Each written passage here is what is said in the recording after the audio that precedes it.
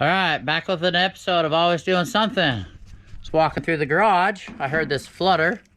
So I looked down, we got sticky traps and bam!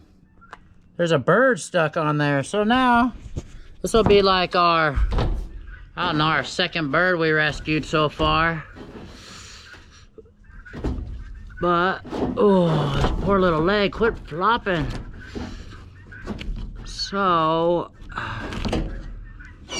I know, buddy. I'm trying to help you, your little toes.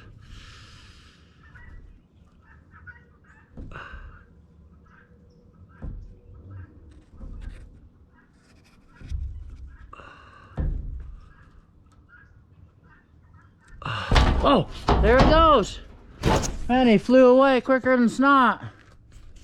Not sure where he went, but at least we saved him. So, here's our sticky trap. You can tell he was on there for a little bit.